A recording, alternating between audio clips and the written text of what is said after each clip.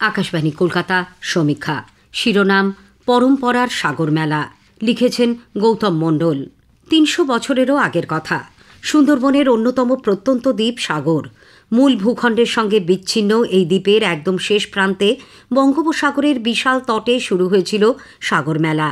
একদিকে সাগর ও বঙ্গোপসাগরের সঙ্গমস্থল, অন্যদিকে ঝোপঝাড়ে ঘেরা বিপদ সংকুল এক জনপদ। এই ঝোপঝাড়ের মধ্যেই গড়ে উঠেছিল কপিল মুনির আশ্রম। বছরভর মানুষজনের খুব বেশি দেখা না মিললেও প্রতি বছর মকর সংক্রান্তিতে হাজার হাজার মানুষের সমাগম হতে শুরু করে এই মেলায়। সাধু সন্তরাই মেলার মূল আকর্ষণ। পাশাপাশি ভিড় জমাতেন ভারতবর্ষের হিন্দি বলয়ের মানুষ। বরাবরই সাগর দ্বীপে যাতায়াত ছিল খুবই দুর্গম। নৌকোই ছিল একমাত্র ভরসা। একসময় মেদিনীপুর ডায়মন্ড হারবার থেকে নৌকো চেপে মানুষ সাগর দ্বীপে পৌঁছতেন। ছিল না বিদ্যুতের আলো। মেলার পরিকাঠামো বলতে অস্থায়ী কিছু হোগলার ঘর তৈরি করা হতো। ছিল না পর্যাপ্ত শৌচাগার, পানীয় জলের ব্যবস্থা। একসময় সাগর মেলায় আসা পুণ্যার্থীরা কলেরা বা ডায়রিয়ায় আক্রান্ত হয়ে মারাও যেতেন। সেই জন্য সাগর মেলায় ঢোকার সময় সরকার কলেরা প্রতিরোধে পুণ্যার্থীদের টিকা দিতেন। এই মেলাতে আসা পুণ্যার্থীদের কাছে কৃচ্ছ সাধনই ছিল অন্যতম মূল মন্ত্র। সেই জন্য প্রচলিত প্রবাদে বলা হতো, সব তীর্থ বারবার, গঙ্গা সাগর একবার। আগে এই মেলা বা জনপদ নিয়ে খুব বেশি মাতামাতি ছিল না। বাম আমলের শেষের দিক থেকে মেলার পরিকাঠামো তৈরির ওপর জোর দেওয়া শুরু হয়।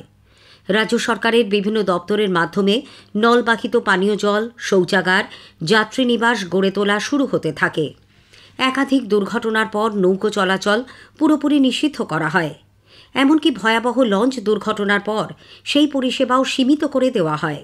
কাকদ্বীপের লট নম্বর ৮ থেকে সাগরের কচুবেড়িয়া পর্যন্ত ভেসেল চালানো শুরু হয়। লক্ষাধিক মানুষের বাস এই সাগর দ্বীপে। ধান, পান ও মাছ চাষ এলাকার প্রধান জীবিকা। সাগরের সাক্ষরতার হার জেলার মধ্যে সবচেয়ে বেশি। কিন্তু বিদ্যুৎ না থাকায় দ্বীপের মানুষের জীবনযাত্রায় স্বাচ্ছন্দ্য ছিল না।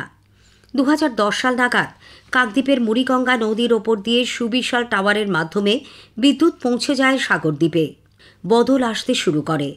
ততদিনে মেলারও ভোল বদলে গেছে। বিশ্বব্যাংকের আর্থিক সহায়তায় একের পর এক কংক্রিটের কাঠামোয় ভরে উঠতে থাকে সাগরতট। লাগানো হয় ত্রিফলা আলো।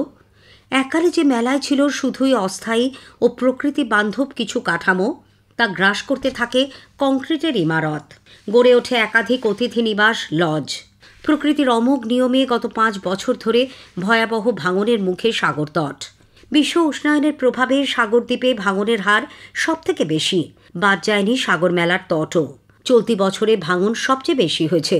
বর্তমান কপিল মুনির আশ্রম থেকে সাগরের দূরত্ব বেড়ে কেটে ৫০০ মিটার। ৩টি স্নানঘাট ইতিমধ্যেই সাগর গর্ভে তলিয়ে গেছে। এলাকার প্রবীণ মানুষ ও দোকানদাররা জানাচ্ছেন, অতীতে কপিল মুনির ৩টি আশ্রম তলিয়ে গেছে সাগর গর্ভে। বর্তমানে ৪র্থ আশ্রম তৈরি করা হয়েছে, তাও বিপদের মুখে। তটের ভাঙন আটকাতে স্থায়ী ব্যবস্থা সরকার করতে না পারলে এই আশ্রমও তলিয়ে যাবে। গত কয়েক বছরে সাগর মেলার বাহ্যিক পরিবর্তন হয়েছে দেদার। মেলায় প্রযুক্তির ব্যবহার বেড়েছে কয়েক গুণ। কাকদ্বীপের লট নম্বর ৮ কচুবেড়িয়া থেকে সাগর মেলার মাঠ এখন রঙিন আলোকমালায় বিচ্ছুরিত। পুণ্যার্থীদের জন্য পরিকাঠামো অনেক বেশি বৃদ্ধি পেয়েছে। মেলা জুড়ে কর্পোরেটের ছোঁয়া। ইভেন্ট ম্যানেজমেন্ট গ্রুপ পুরো মেলা পরিচালনার দায়িত্বে। যাত্রাপথ এখন আগের থেকে অনেক মসৃণ। সব মিলিয়ে সাগর মেলা এখন ভক্তির সঙ্গে প্রযুক্তি ও কর্পোরেটের মেলবন্ধন।